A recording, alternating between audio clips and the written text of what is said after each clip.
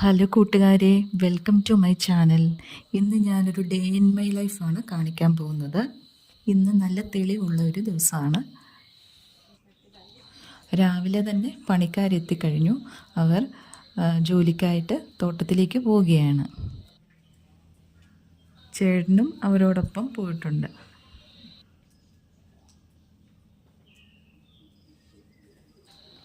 ബ്രേക്ക്ഫാസ്റ്റിന് ചപ്പാത്തിയും ദാൽ കറിയുമാണ് ഞാൻ കഴിച്ചത്. ഇത് ടിഫിനാണ്. രാവിലത്തെ ഭക്ഷണം തോട്ടത്തിലേക്ക് കൊണ്ടു കൊടുക്കണം ചേട്ടന്. ഇത് മോനാണ്, അവൻ്റെയിലാണ് ഞാൻ ഫുഡ് കൊടുത്തു വിടുന്നത്.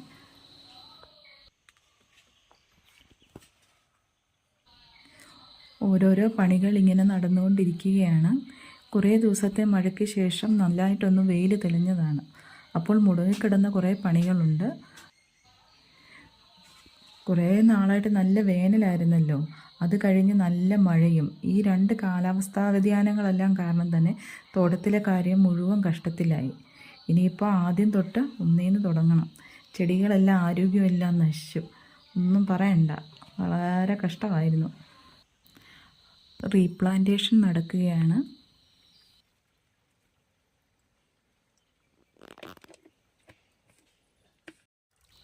ഇവിടെ ഒരു കുഞ്ഞുറവയുണ്ട്.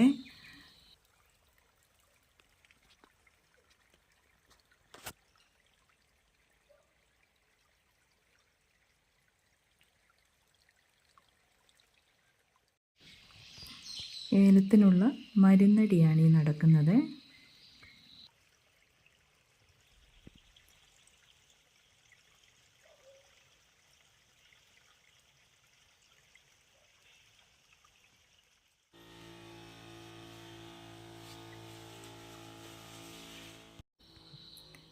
തിരിച്ചു പോരുന്ന വഴി കുറച്ച് കറിവേപ്പിലയും കൂടെ കൊണ്ടുവരണമെന്ന് ഞാൻ മോനോട് പറഞ്ഞിട്ടുണ്ടായിരുന്നേ.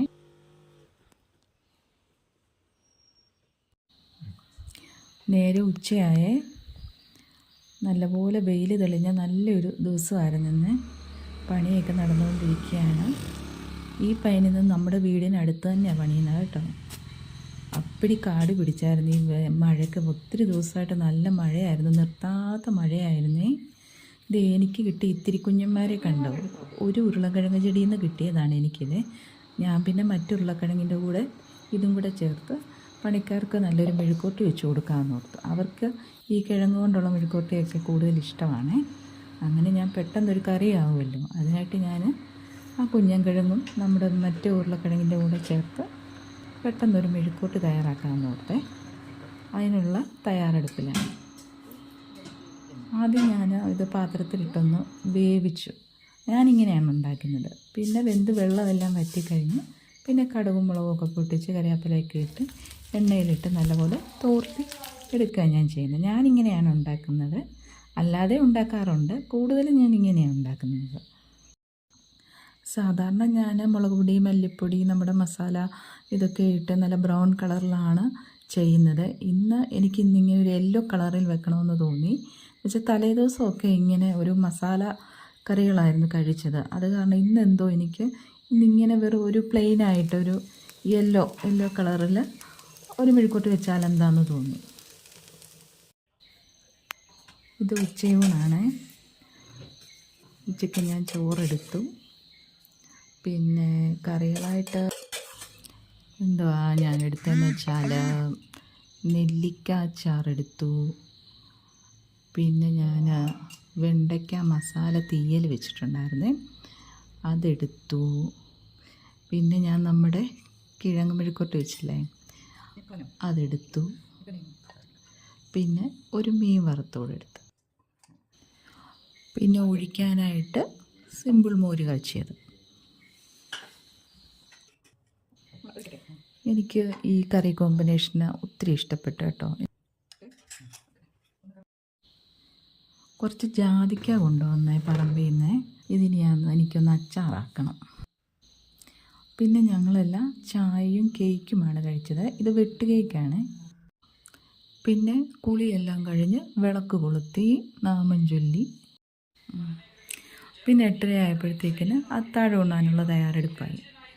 അത്താഴത്തിന് ഇന്ന് ഞങ്ങൾക്ക് ചോറിൻ്റെ കൂടെ ചോറായിരുന്നു ഇന്ന് അത്താഴത്തിന് കഴിച്ചത്. മിക്ക ദിവസവും ചോറായിരിക്കും. ചപ്പാത്തി ഉണ്ട്, എന്നാലും കൂടുതൽ ദിവസവും ചോറാണ്. കറിയായിട്ട് ചക്കക്കുരു തോരനാണ് ഇത്. ചക്കക്കുരു ഇങ്ങനെ മഞ്ഞയ്ക്ക് വെക്കുന്ന ഇവിടെ എല്ലാവർക്കും ഭയങ്കര ഇഷ്ടമാണ്. പിന്നെ ഞാൻ കൂർക്ക മെഴുക്കുരുട്ടി വെച്ചു. നല്ല കൂർക്ക കിട്ടി, അപ്പം പിന്നെ അത് മെഴുക്കുരുട്ടിയൊക്കെ അതും എല്ലാവർക്കും ഇഷ്ടമാണ്. എത്ര പ്രാവശ്യം വെച്ച് കൊടുത്താലും എല്ലാവർക്കും ഇഷ്ടമാണ്, മടുക്കുകയല്ല. പിന്നെ ചാറായിട്ട് വെച്ചത് ടൊമാറ്റോ തേങ്ങ വറുത്തരച്ച കറിയാണ്. ഇത്രയേ ഉള്ളായിരുന്നു. അത്താഴം അങ്ങ് വെജാക്കിയേക്കാം എന്നങ്ങ് ഓർത്തേ. നല്ല ടേസ്റ്റ് ഉണ്ടായിരുന്നു. പിന്നെ ഞങ്ങൾ ഊണെല്ലാം കഴിഞ്ഞു. ഞാൻ കിച്ചണെല്ലാം ക്ലീൻ ചെയ്തു, പാത്രങ്ങളെല്ലാം കഴുകി പോയി കിടന്നു. എല്ലാവർക്കും എൻ്റെ വീഡിയോ ഇഷ്ടപ്പെട്ടെന്ന് കരുതുന്നു. ഇഷ്ടപ്പെട്ടെങ്കിൽ ലൈക്കും ഷെയറും ചെയ്യണേ. പിന്നെ ഈ ചാനൽ എല്ലാവരും ഒന്ന് സബ്സ്ക്രൈബും ചെയ്യണേ. Thank you.